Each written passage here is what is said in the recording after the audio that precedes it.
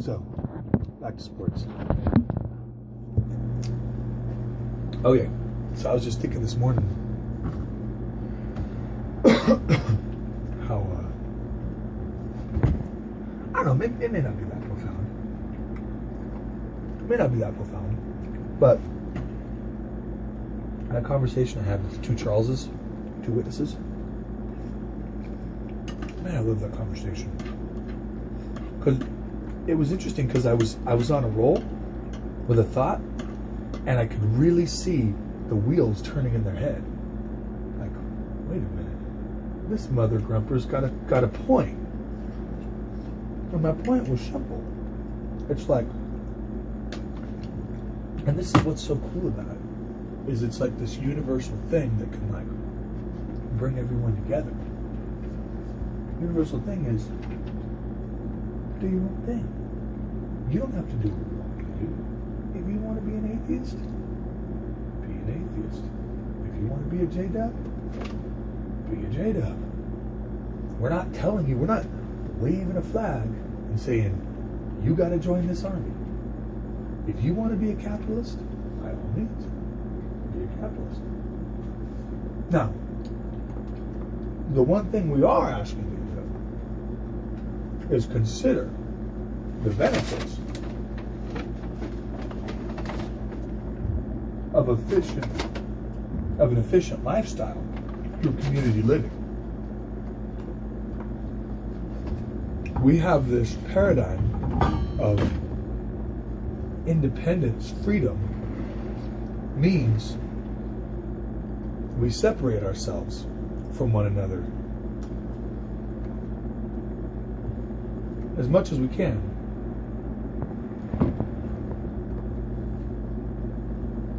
And I just don't think that's necessary. And I think what's ironic is that Christians get caught up in this, but it's totally not Christian. It's what they find out. And this is why I feel like I can approach any Christian church with this message, because essentially it is a Bible message. It's right out of Acts 2. That the first century Christians, right after Jesus died and was resurrected, they all got all their money together. They says all the people gave of their gold and silver, and they all started living in a community and supporting one another. So I tell people this, I say, whatever you want to do, you're Jehovah's Witness. Your goal is to go door to door. Preach the good news of the kingdom. Share this message with everybody. You have $10,000 to do it with. I'm essentially saying, here, I'm going to give you $100,000 to do it with. I'm not taking anything away from you. And everything you want to do, you can do it better now. And that $100,000 is this lifestyle where, let's just say 10 families live together. You know, they all support one another. Less money spent on rent. We all know cost of living is expensive in San Diego, right? Let's all bring the cost of living down. Let's figure out a way. Let's put our emphasis on this.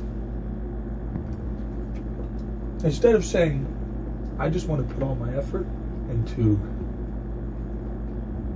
preaching. Go ahead.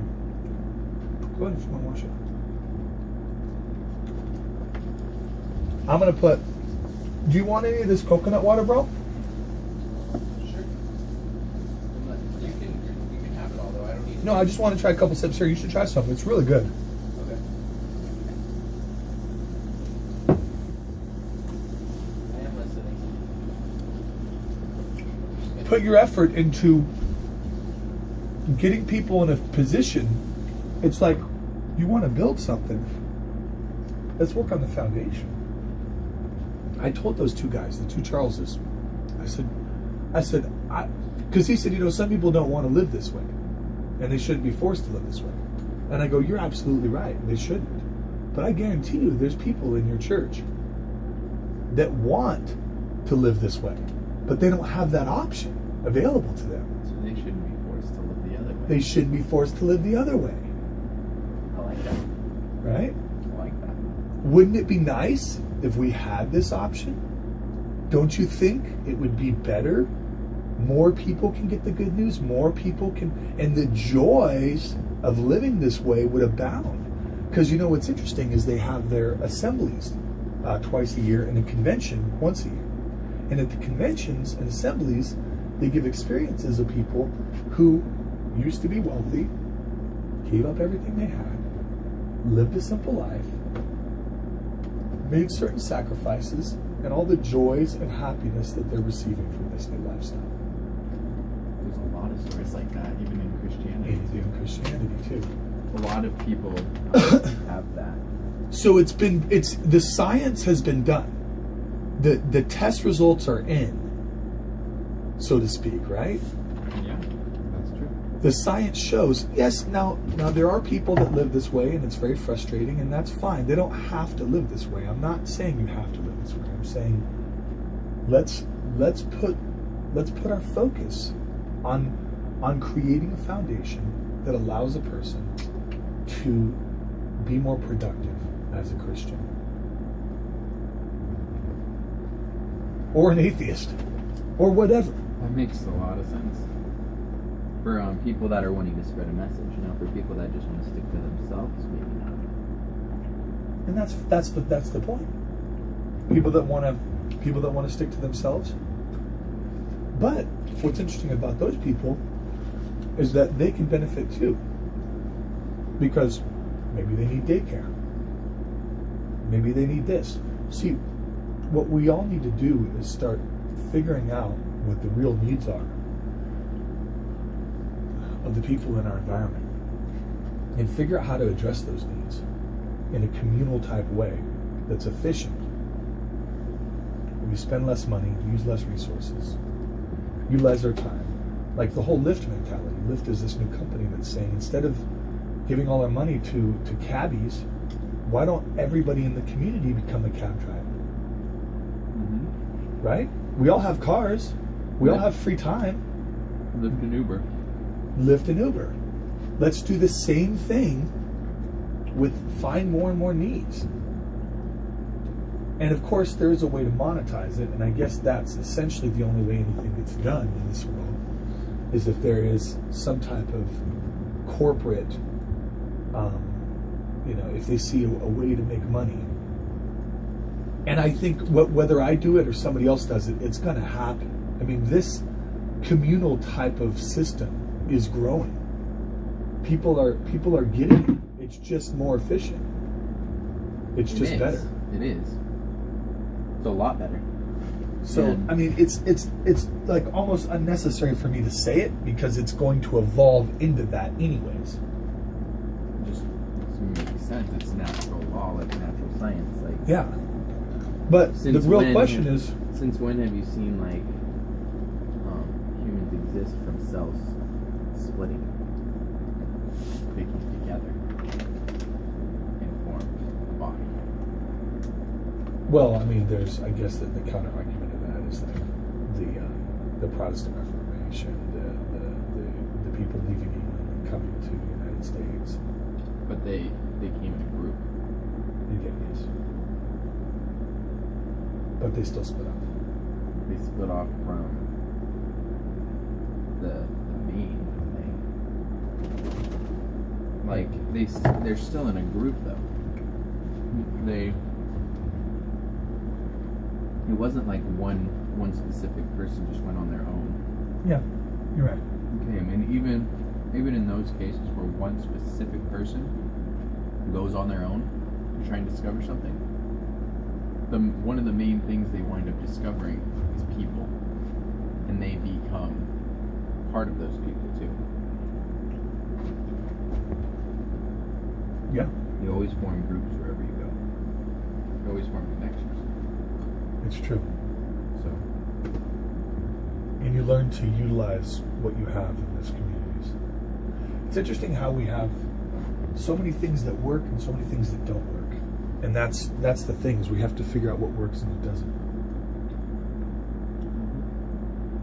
And in a community-based system, you're going to have people that are unhappy, that don't like it, that want to go back to having their own place.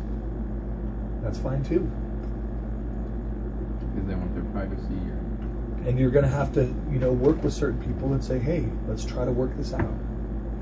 There's going to be problems, No, that coconut water. All right. But yeah. So with the community-based living thing as well, I think Uh-huh. we can also touch on privacy. I think we could also create a communal living area where people would have privacy if they want, if they need as well. Maybe like, I don't know what direction we would take with that, but I really need to read that book before I start talking about communal living. I get overexcited. wow. And is it a worm? What is it? Mold. Where? Oh, the funk. Kind of fun. Oh wow, that goes deep in it.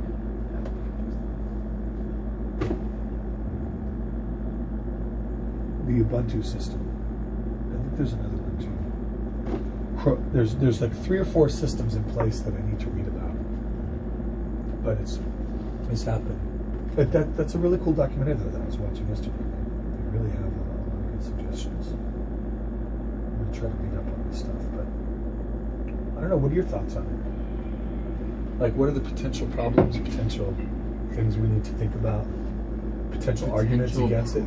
Potential problems with communal living are going to be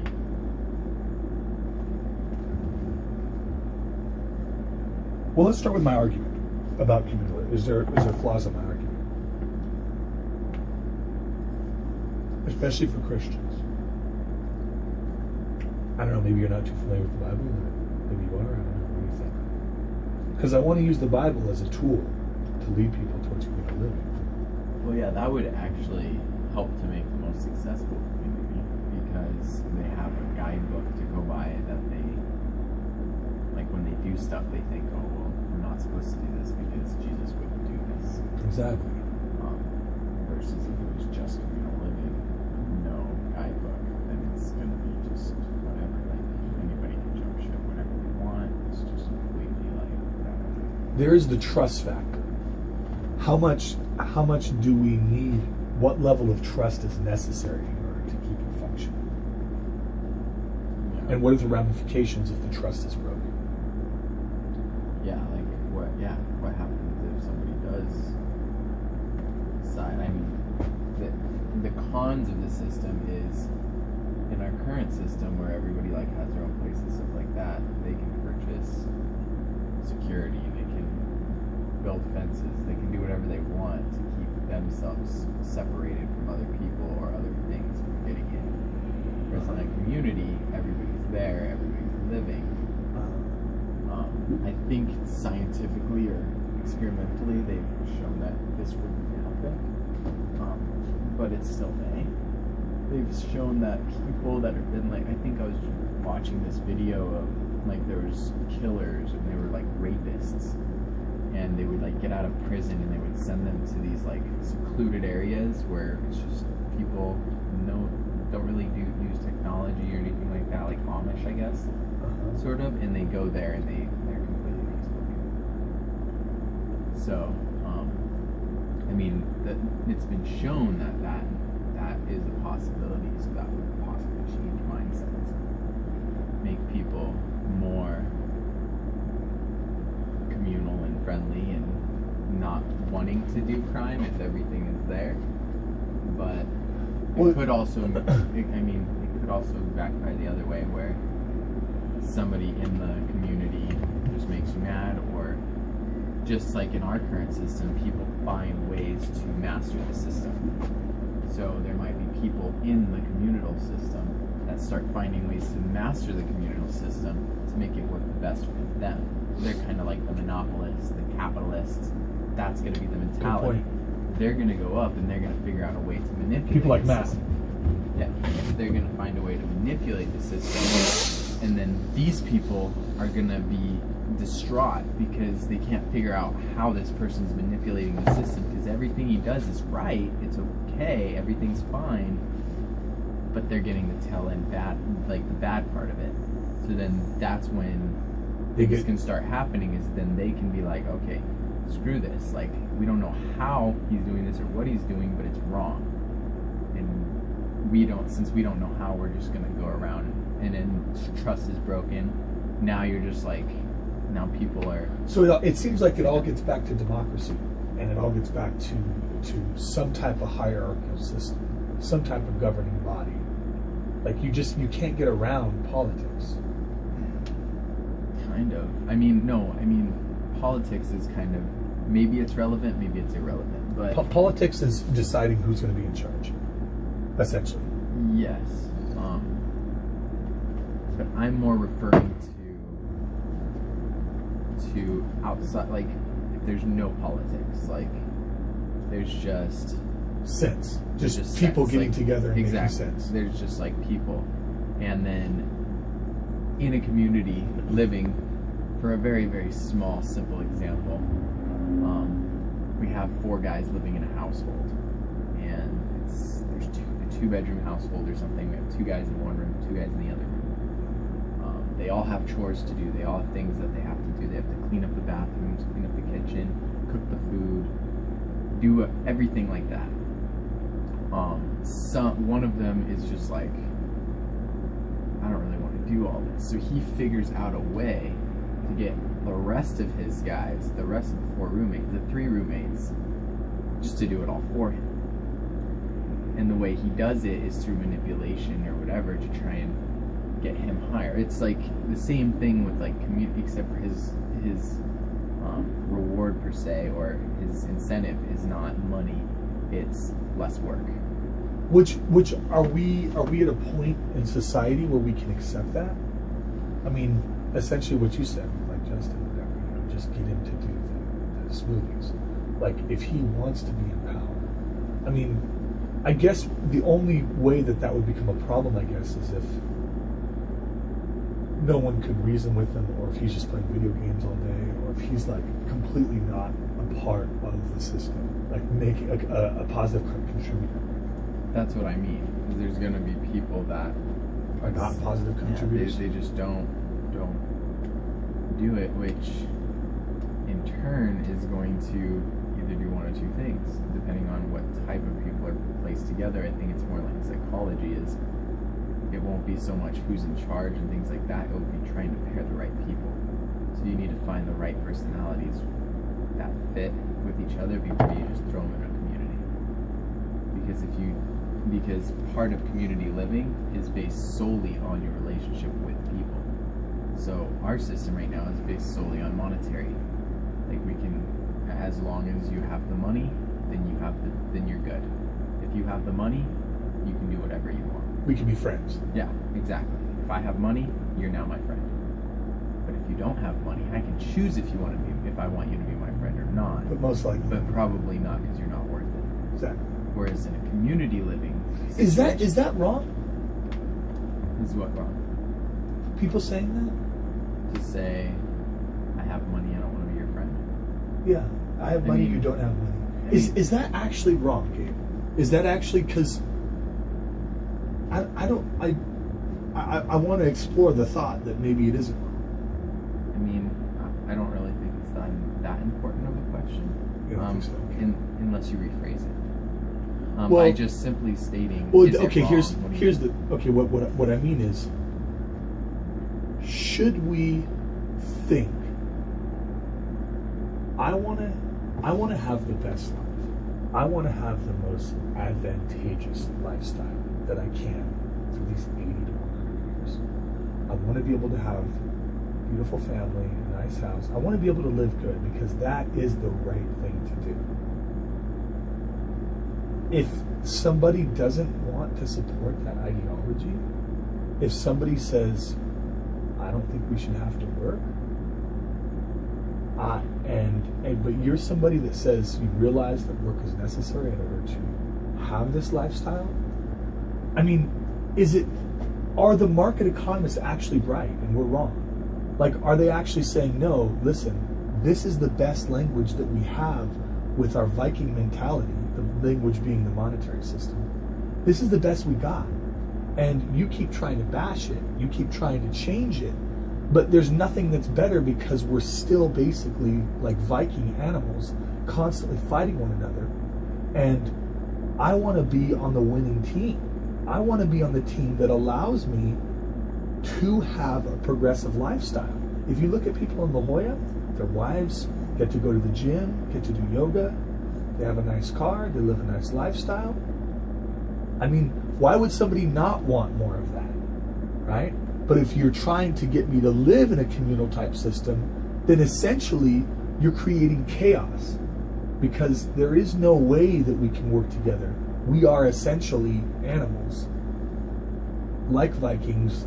The only way to get around that is the monetary system, because it creates this balance where there is chaos. And it allows us to live advantageously. What are your thoughts on that? So, I mean, I think bringing that question up and bringing that question into the conversation is in result of not completing a full thought. And the full thought is, one is money. This system, you have a better life, you have better everything if you have money. Your side question was, is it necessarily wrong to say, okay, well, I have money, so I'm only going to be friends with people that have money? Yeah. Is that necessarily Because that's wrong? the way to be advantageous. And that's what they say. All the books say, if you want to have money, hang out with people with money. In reality, or like in the system, like, yes, I mean, yes and no. I mean, you're in a different system where your relationships and your like being together with people is what's going to rise you up in the system, is maybe your charisma and your ability to communicate with people. If that's the monetary drive, that's like the incentive to become better in the system, then your thought process is going to be the same as the monetary. Oh, you don't have money, well, we're not friends. But instead it's going to be, oh, well, you don't have an attitude that you want to do better, well, then I don't want to be your friend. So, to answer your question, is it wrong to think like that? If you just simply put those two thoughts together like that, then no. But given that we are in a different system and that we're thinking differently, I don't think gaining more money is essentially like the same as trying to better the world. Unless that's your thought process, is I'm going to obtain more money to better the world. But I think most people don't think like that. They don't? Most people think I'm going to obtain more money to better my world. I will be able to have a better car, I will be able to have a hot wife, I'll be able to go to the gym, do whatever I want. I basically won't even have to work because my money will be working for me. Oh, and I actually get like a stimulus in my mind and my heart from giving to charity, so I'm just going to go ahead and do that so that I can feed off of that energy. And it's a tax break. So, or maybe they actually do want a little. I think I've seen a couple different types of people. There's some people that genuinely, truly, actually care about changing people, or like helping people's lives and caring for people's lives. And then there's people that are addicted to the feeling that it gives you. So it's not addicted to the feeling that it gives you, but they use that. It's kind of like drinking alcohol. You like the tipsy feeling that it gives you, so you pop in a few beers and you're good to go. That's church on Sunday. Yeah, that's church on Sunday. That's charity. That's donating. That's trying to make the world a better place. But essentially, getting back to what we were saying, that's why I have a hard time agreeing or stating when you say, is it wrong? In my opinion, if I gave my personal opinion, I don't think it's important that it's wrong, because it's irrelevant. It's irrelevant to what we're actually trying to accomplish. Because there's more things to being successful than money or not money. Exactly, and I think a lot of people in this system actually know that, and they've discovered that, and that's why things are changing. For instance, you can have somebody who has a lot of money, who has a great lifestyle, gives a lot, is happy, has all those things, or you can have somebody who has no money and still gives it themselves. Exactly. It's not the striving for the money. that adds the value. But what about when it comes to choosing your friends, though? I guess you've got to choose your friends based on the same principles. I mean, you're gonna choose your friends Based on that's gonna be your personal preference. yeah, it doesn't matter. Doesn't really matter. I mean, I guess it is kind of a dumb question when I think about it. like, okay, like you're the richest guy in the world. So what? You have a poor friend. Why do you have this poor friend? I don't know. Maybe you grew up together. Maybe you had some sort of connection. I'm not gonna just not be your friend because I have all the money in the world. Yeah, my dad. I'm not gonna give you all my money. No. But I'm still there. So I don't. That's why I was like having trouble with that question. But how hard is it though to like be friends with somebody and watch them struggle all the time with money? It's almost like I have this whole like mixed up. I have no idea how like the rules of proper friendship. Like I just don't know how I can have a ton of money, have a friend, a close friend that's struggling every single day just to make it, and I'm fine. How can we be friends? He comes to me every day and I'm like, dude, it's a wonderful, beautiful day. He's like, dude, it fucking sucks. I have no money. How could you possibly be friends with that guy? I guess you share something, sports, you just change the subject, right? I guess so. Like, dude, sorry, man. Sorry you're struggling. I'm gonna go away in my Porsche to my penthouse suite. You have a good life. Deuces. Yeah, it doesn't make sense.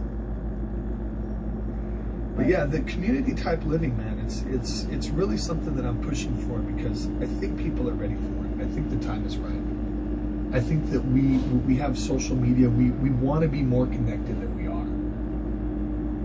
And I think that there's a lot of things that need to get worked out. I need to do more research before so I can know the right questions to ask. Yeah. Ultimately. All right. The gavel has closed. I'm done with this conversation. On to the next one. On to the next one. Alessandra.